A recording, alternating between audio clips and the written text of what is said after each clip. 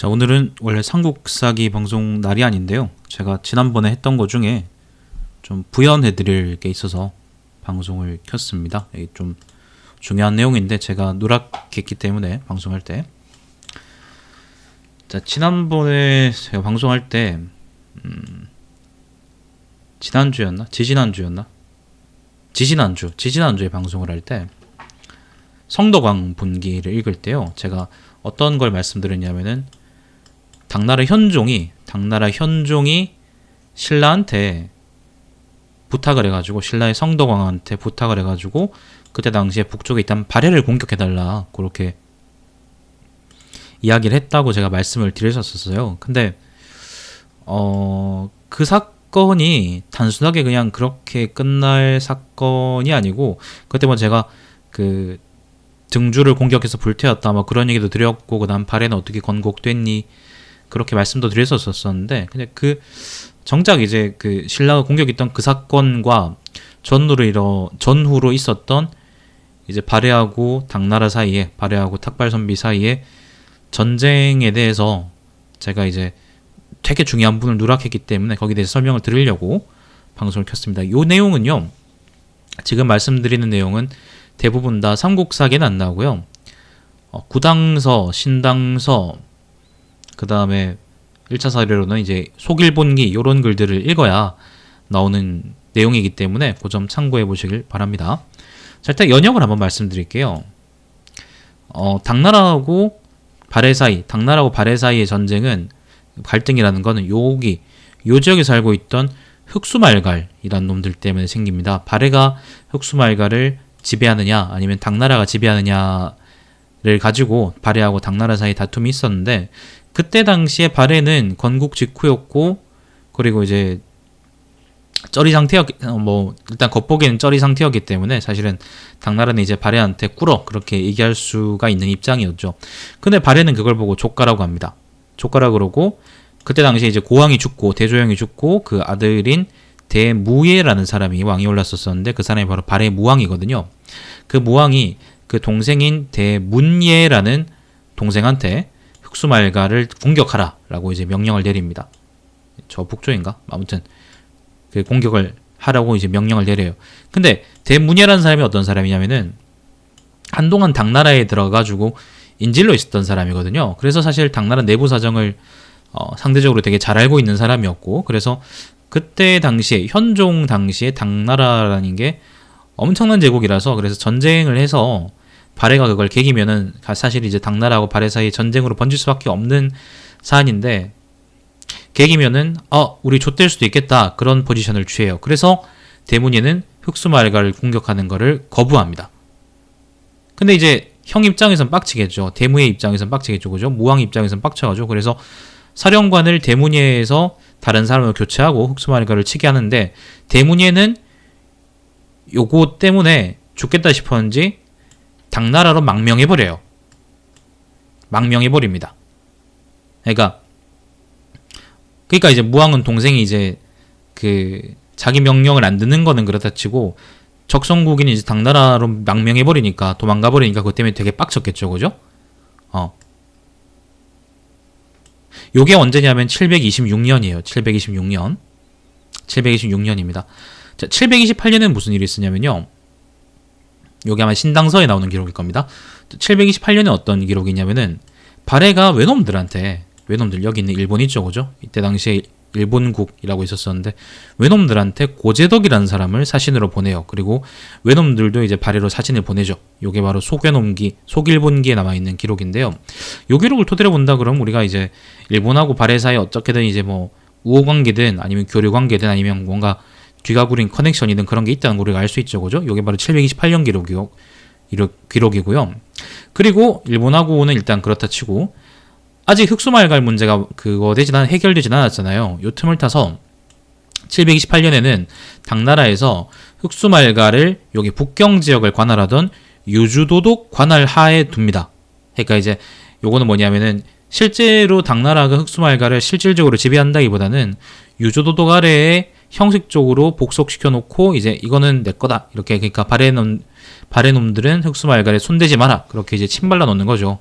침뱉어 놓는 겁니다. 예를 들면 요게 728년이에요. 자, 그리고 730년엔 다시 또 발해에서 일본 사신이 일본으로 돌아갔다는 기록이 있고요. 요게 이제 속일본기에 있고요. 자, 그래서 이제 흑수말가를 두고 당나라하고 발해 사이에 그 긴장감이 엄청나게 고조되어 있습니다. 그죠? 전쟁 직전까지 가 있는 거예요. 근데 730년에 또 어떤 일이 있었냐면은, 자, 거란족이요. 여기 사이에 있던 거란족이 돌궐한테 붙어요. 요 북쪽에 있던 돌궐족한테 붙어가지고, 그때까지 이제 거란족은 당나라에 복속돼 있었거든. 붙어가지고 당나라에다 반란 일으켜버립니다. 그래서 이제 어떻게 되냐면은 여기 영주, 요서지역, 북경 이 지역이 이제 난리가 나버린 거죠.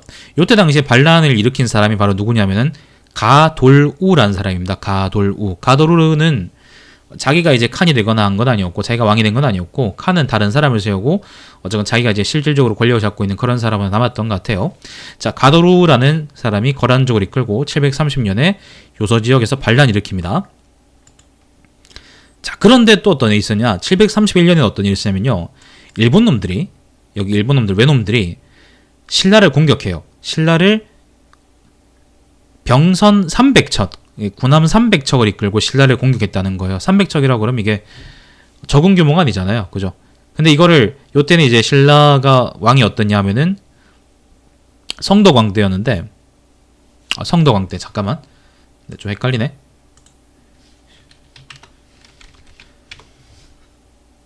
신라면 성도광대일 거예요. 내가 지금 적어놓기로는 어디다가 경도광이라 적어놨는데, 성도광이네, 성도광. 자, 성도광 때였는데, 성도광 때 그래서 외놈들이 병선 300척으로 신라를 공격을 했는데, 뭐 자세한 기록은 삼국사기에 안 나와 있는데요. 일단 신라가 그거를 쉽게 이겼다고, 300척을 크게 이겼다고 삼국사기에 나와 있어요. 성도광 본기를 보시면 여기 나와 있는데요. 근데 사실 요 전후 사정이 나와 있지 않기 때문에 그 성도광 당시에 신라하고 일본하고 무슨 사이가 안 좋았는지, 아니면 일본이 도대체 왜 신라를 공격했는지, 그런 얘기는 사실 삼국사기엔 전혀 나와 있지가 않아요. 삼국사기는 일본에 대한 기록은 엄청나게 적거든요. 그래서 아마도 이제 앞쪽에 726년이나 728년입니까?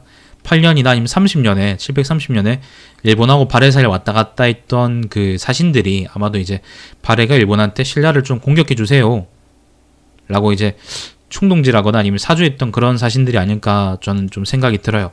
뭐 사실 자세한 얘기는 속일본기에 이제 적혀 있을 텐데, 걔들은 이제 별걸 다 적어 놓으니까 제가 이제 속일본기를 직접 구할 지금 사정이 안 돼서 갖고 있지도 않고 저는 읽어보지도 않았으니까요. 아마도 그냥 그랬을 거다, 혹은 거기 나와 있지 않더라도 혹시 그렇지 않았을까, 그렇게 생각이 들어요. 자, 31년에 이제 이런 공격이 있었습니다. 그리고 731년은 그렇죠, 그죠? 732년에 또 무슨 일이 있었냐면은 발해가 등주 지역을 공격해요. 등주가 이제 요 지역이거든요. 산동 지역이거든. 산동을 공격해서 이제 등주를 불태워버리고 등주 자사였던 이제 위준이라는 사람을 잡아 죽여버려요. 요건 이제 구당서 기록입니다. 요게 굉장히 규모가 큰 공격이었고, 그래서 등주 지역을 당나라가 복구하는데도 엄청나게 돈이 많이 들었답니다. 그거는 제가 기록을 다 찾지 못해가지고 뭐 그냥 그렇다고만 알고 있습니다. 그냥 더 말씀드립니다. 자, 732년에 이걸 공격했다는 거는 뭐냐면은 발해하고 당나라 사이에 직접적으로 전쟁이 개전됐다는 거죠. 그죠? 지난번 영상에는 제가 요 공격 말씀드리고, 그리고 735년인가 6년인가에 이제 요 거란족의 반란이 진압되는데, 그 이후에 발해하고 그냥 당나라가 손 입 싹 닫고 이제 휴전했다. 요거 말고 이제 전면전으로 번지거나 그러진 않았다라고 말씀드렸었거든요. 근데 내가 놓친 게 하나 있었어. 왜 이 방송을 켰냐면은, 봐요. 일단 등주를 732년에 공격을 했어요. 자, 733년에는 낙양에 있던, 여기 낙양이 여기입니다. 당나라 수도였을 거예요. 수도는 장안이었나? 아무튼 낙양에 있던 대문예를 무왕이 암살하려고 자객을 보냅니다. 근데 그게 실패했어요. 그러니까 당나라 입장에선 개빡치겠죠, 그죠? 결국 그러니까 자기 나라를 망명해온 인사인데 그 사람을 이제 죽이려고 그랬으니까. 그래서 현종이 빡쳐가지고 대문예를 사령관으로 해서 유주로 보냅니다. 지금의 북경 지역으로 보내가지고 발해하고 전쟁을 치르게 해요. 아마 이건 구당서에 나와 있는 기록일 거예요. 요게 733년 1월입니다. 1월. 자, 733년 3월에는 그런데 733년 3월에는 마도산이라는 곳에서 지금의 이제 여기가 임유관, 지금의 이제 산해관하고 거의 가까이 있는 곳인데 요 근처에 있는 마도산이라는 산이 있습니다. 여기는 표시가 안 되어 있는데 안녕하세요. 마도산이라는 곳에서 아까 이제 어디요? 현종이 발해를 원정하라고 보낸 군대 있잖아. 그 군대하고 그다음 발해군하고 저 누굽니까? 거란군하고 돌궐군하고 그다음에 해족이라고 있습니다. 해족. 거란족처럼 이제 해족이라고 또 그 이민족이 하나 있습니다. 야만족이 하나 있어요. 그 해족들하고 모여가지고 전쟁을 치릅니다. 그때 당시에 동맹관계 어땠냐면은 발해군, 돌궐군, 거란군은 같은 편이고요. 그러니까 발해가 이제 여기 요서 지역에 터졌던 거란 반란을 지원해줬다는 증거가 되겠죠, 그죠? 그리고 당나라하고 해족이 같은 편이었어요. 해족은 누구냐면은 그 당나라가 이제 탁발 선비인 것처럼 해족도 선비족 계열인데 우문선비라고 보시면 됩니다. 우문선비에서 튀어나온 이제 한 개 그게 그 지파가 이제 해족이라고 보시면 되겠어요. 그래서 요 5개 세력이 모여가지고 여기서 마도산에서 크게 전쟁을 하는데 전투를 하는데 그때 발해가 이깁니다. 발해가 이겨요. 발해하고 돌궐 거란 연합군이 이기면서 이제 당나라가 그 만리장성 있죠, 그죠? 만리장성 너머까지 쭉쭉 밀려버리고 그 만리장성 이북 지역에 대한 통치권을 상실해버리죠. 이게 뭐냐면 마도산 전투예요. 제가 지난번에 이 전투를 말씀 안 드렸어요. 이게 정말 중요한데 왜냐하면 이게 마도산 전투가 없으면은 등주를 공격하긴 했지만은 어쨌건 발해하고 당나라는 거란하고 돌궐 놈들의 사이에 두고 일종의 이제 대리전을 치른 거밖에 안 되는 거예요. 근데 마도산에서 이렇게 크게 싸웠기 때문에 사실은 당나라하고 발해 사이에 전면전이 터질 수도 있었던 사건이거든요. 근데 이제 어쨌건 여기서 발해가 이기면서 장성 이북 지역의 통치권을 당나라가 일단 일시적으로 상실해버려요. 자, 그런데 요거에서 또 변수가 생깁니다. 요게 733년 3월이었거든요. 마도산 전투가. 근데 733년 7월에 당나라 현종이 이래서는 좆되겠다 싶었는지 김사란이라는 사람을 신라로 보냅니다. 신라로 보내가지고 신라에 있는 성덕왕한테 우리 친하게 지내자. 그러니까 발해놈들 좀 공격해 줄 수 없을까? 이렇게 타전합니다. 그래서 신라가 실제로 그걸 받아가지고 군대를 일으켜서 북쪽을 치죠. 북쪽을 치는데 삼국사기에는 어떻게 나와 있냐면은 요 기록은 있거든. 위에 마도산 전투 그런 건 삼국사기에 없습니다. 요 기록이 어떻게 나와 있냐면은 이제 북쪽으로 막 올라갔는데 그 어디에요? 눈이 많이 와가지고 이제 병사들이 많이 얼어 죽어서 그냥 되돌아왔다라고만 적혀 있어요. 그래서 신라군의 이제 그 발해 공격은 그냥 무위로 돌아왔던 거죠, 그죠? 자, 그래서 그런데 일단 이제 신라군도 그래서 이제 당나라 편을 참전했습니다, 그죠?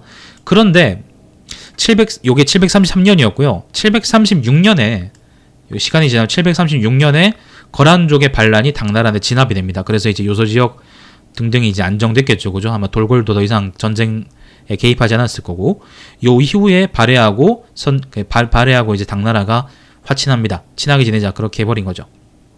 자, 그리고 737년에는 그 다음인 737년에는 무왕이 죽고 그다음에 성덕왕도 죽으면서 뭐 이제 세대 교체가 한번 또 이루어지는 거죠. 자, 요거를 제가 말씀드린 이유가요. 그때 당시에 발해하고 당나라 사이의 분쟁이라는 게 국지전으로 끝난 게 아니라 등주를 공격하거나 아니면은 뭐 외교적으로 이제 이러저러 했다라고 하거나 이제 그런 식으로 국지전으로 끝난 게 아니라 당나라하고 발해 사이의 전면전으로 막 번질 수도 있었다는 거를 제가 말씀을 드리고 싶어서 지금 말씀을 드린 거예요. 아니요, 안사이나는 나중이에요. 안사이나는 훨씬 나중입니다. 750년이었나 그럴걸 그거는? 이건 730년이고 전면전으로 그러니까 북경 지역에 있는 그러니까 북경 근처 지금의 북경은 여기고 여기 북경이 훨씬 서쪽에 있네. 북경은 여기고 여기서 저기 동쪽에 진왕도라고 있습니다. 진왕도 근처에 있는 마도산에서 발해하고 거란하고 그다음에 돌궐하고 그다음에 해족 우문선비군하고 그다음에 그 탁발선비 당나라하고 이제 싸워가지고 발해가 이겼기 때문에 아까 얘기했던 것처럼 장성 이북 지역을 당나라가 일시적으로 상실해버린 거예요.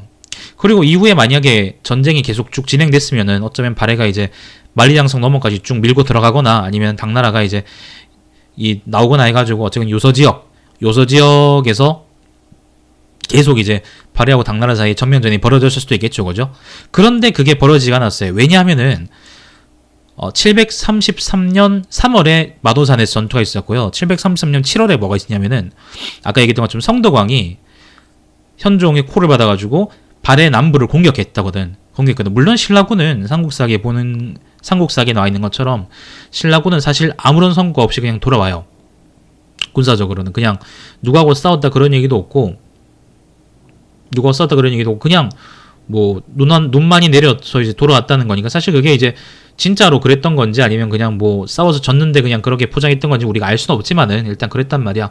그런데 만약에 발해가 당나라 장성 너머로 이제 전면전을 준비하고 있을 때 만약에 이제 신라를 공격해 와서 만약에 발해의 주력군이 마도산에서 퇴각해서 신라군을 막기 위해서 이제 전략적으로 기동할 수밖에 없었다고 한다 그러면 어떻게 되겠습니까?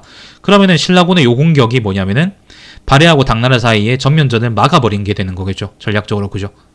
그래서 마도산 전투가 중요한 것 같아요.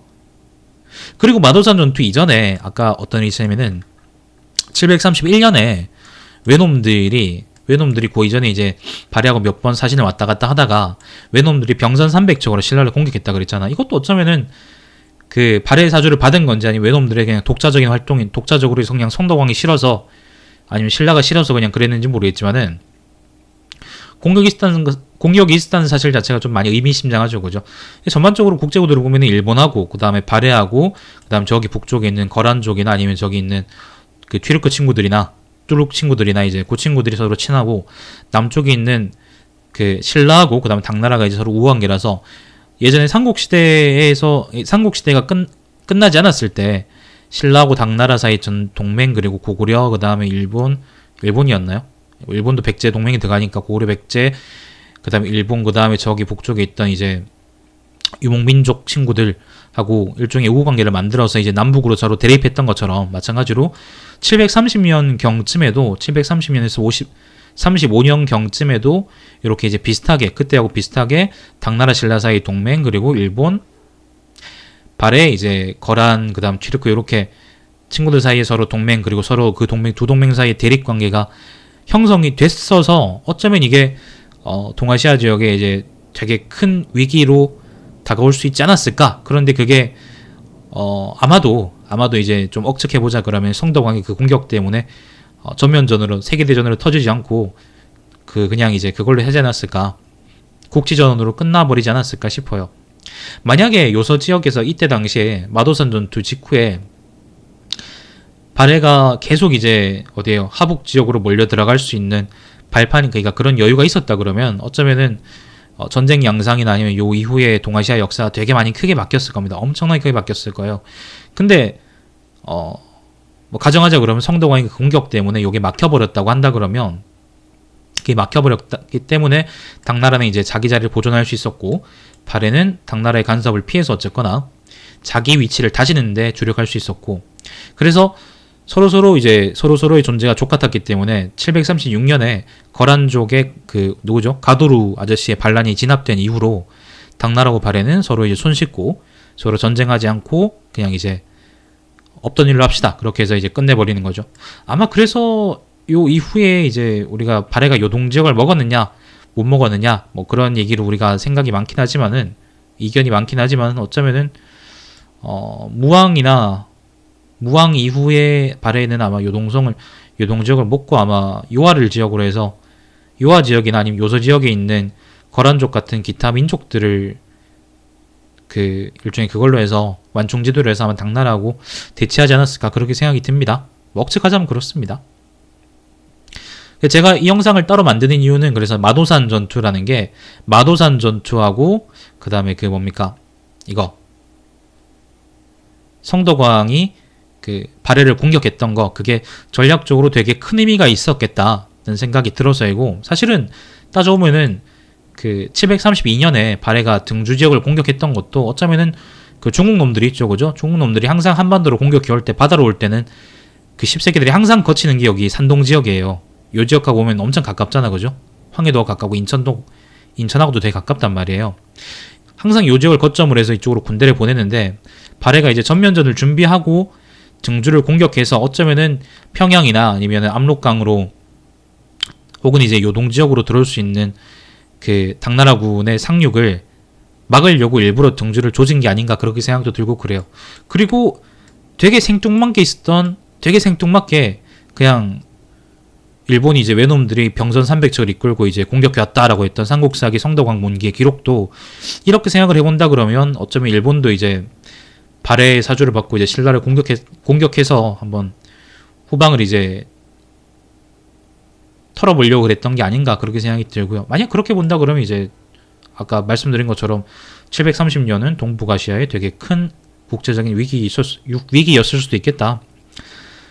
그렇게 생각이 들어요. 자, 지난번에는 제가 마도산 전투를 완전히 뺐고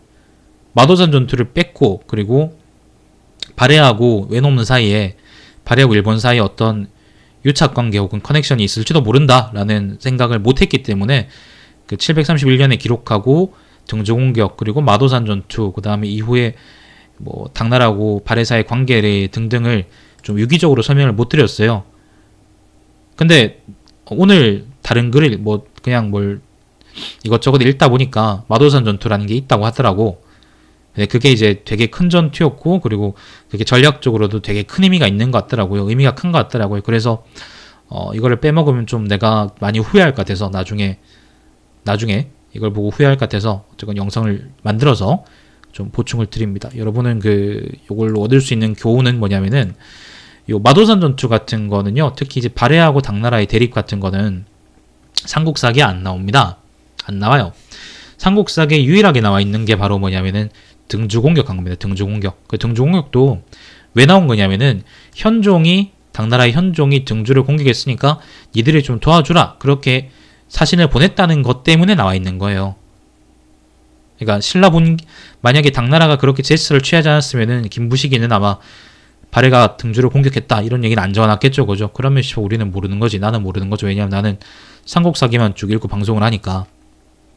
제가 여러분한테 드리고 싶은 말씀은 여러 책을 읽으세요. 역사를 공부하고 싶으시면 저는 방송한답시고 이렇게 한 개만 파고 이제 분석해보고 그렇게 하지만은 여러분이 이제 특히 이제 국제적으로 신라 그다음 발해 남북국시대 당시에 그죠? 그다음 탁발선비 그다음에 여기 있는 거란족 그다음 튀르크 친구들 그다음 여기 있는 원숭이들 이렇게 이제 이런 국가들의 관계를 국제적으로 파악하고 싶으시면 삼국사기만 읽으시면 안 되고요. 속일본기나 그때 당시로 치면 속일본기 그죠? 속일본기나 아니면 신당서 아니면 구당서 아니면 이제 거기 관련된 여러 기타 1차 사료들을 전부 다 읽으셔야 돼요. 전부 다 읽으시고 그걸 분석하셔야 되는 거죠. 예를 들어서 중국 놈들이 버릇 중에 되게 족같은 게 뭐 있냐면은 마도산 전투 그러니까 얘들은 역사책을 쓸 때 뭐 기전책을 하잖아, 그지? 그게 되게 좋아 보이는데 족같은 점도 있거든. 예를 들면 마도산 전투에 대해 정다 그러면 어떤 기록에는 발해군이 없는 것처럼 나와 있고요. 어떤 기록에는 발해군이 나와 있는 것처럼 이제 나와 있단 말이야. 그래서 단편적으로 그걸 읽는 걸로는 이게 해결이 안 되고요. 여러 열전들, 여러 세가가 있나? 당서에 있나? 없지 싶다. 뭐 여러 본기들 이런 것들을 종합해서 읽어보셔야 이제 그 전후 맥락을 전부 다 완전하게 파악할 수 있겠더라. 그렇게 말씀을 드리고 싶습니다. 삼국사기도 마찬가지입니다. 저는 지금 본기를 계속 읽고 있지만은 뒤에 열전이나 아니면 잡지 같은 것들에도 보면 그 당시에 지명들 있죠, 그죠? 아니면 사건들에 대한 부연 설명들이 또 있을 거란 말이에요, 그죠? 그런 것들을 잘 읽어보셔야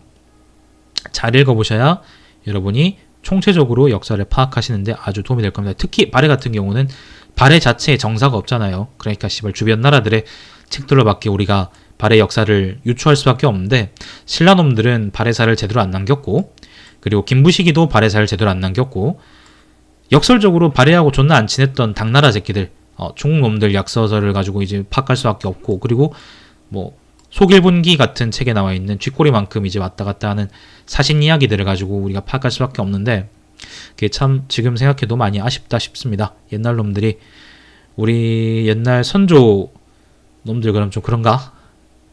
책도 안 남겼는데 이걸 선조 놈이라 그래도 될까? 아무튼 선조 친구들이 좀 많이 책을 남겨주시고 기록도 많이 남겨주시면은 우리가 고대사 공부할 때 예를 들면 막 그게 뭐예요? 지금 화면에 보이는 게 막 다 항공 영토였다 이지라는 그런 새끼들은 안 나올 텐데 우리 고대사 남기는 분들이 제대로 기록을 안 해주셔가지고, 특히 김부식이가 좀 그렇네요. 제대로 안 남겨주셔가지고 의도치 않게 이렇게 고생을 많이 하게 되는 것 같아서 좀 기분이 그렇습니다. 자, 아무튼 그렇습니다. 이걸로 끝. 삼국사기 방송은 이번 주 토요일날, 매주 토요일날 다시 돌아옵니다. 마도산 전투에 관한 내용이 특히 빠져서 좀 많이 보충해 드렸습니다. 자, 방송 종료하죠. 신짐 6이 그런 게 있으면 좋겠지. 씨발, 근데 없잖아요. 빡친다, 진짜. 이거 방송하는 입장에서, 나는 방송하는 입장 이전에 나는 책을 읽는 입장이니까, 책 읽는 입장에서 기록이 제대로 안 남아있으니까 이게 되게 화나요. 이쪽, 광개토대왕 있죠, 광개토대왕. 광개토대왕의 업적 대부분 우리가 지금 알고 있는 업적, 특히 이제 한반도 남부에 개입했다는 업적은 삼국사기에 안 나와요. 안 나와. 안 나오고 그냥 광개토대왕 비 있잖아. 그 비를 보고서 그게 나온다니까. 비문을 몰랐으면 우리는 광개토대왕이 그냥 북쪽에서 거란 놈들 아니면은 저기 중국 놈들하고 싸웠던 그냥 그저 그랬던 왕이었구나. 그렇게 그냥 생각하고 넘어갈 거야. 화난다니까. 그걸 생각할 때마다 씨발. 신라본기도 안 나와있고 백제본기 나와있나? 모르겠다. 기억이 안 나네. 오래돼가지고. 자, 좀 기록을 많이 남겨주셨으면 좋겠고, 지금 사는 여러분도 언젠가 여러분의 쓰레기 같은 인생, 그리고 미안합니다. 여러분의 이제 행복하고 아무튼 그런 인생들을 많이 열심히 이제 일기 같은 걸 남겨주시면, 여러분 장례식장에서 여러분 손자나 아들들이 이제 그걸 읽으면서 여러분을 놀리는 광경이 나올 수도 있겠지만, 어쩌면 500년 뒤에 이제 역사학자들이 여러분 삶을 보면서 21세기 초반 사람들은 이렇게 살았구나, 이따위로 살았구나, 막 그렇게 재구성하는 데 도움을 많이 주실 수도 있습니다. 일기 많이 쓰세요, 여러분. 자, 방송 종료하죠. 이따가 시리즈 한판 하죠.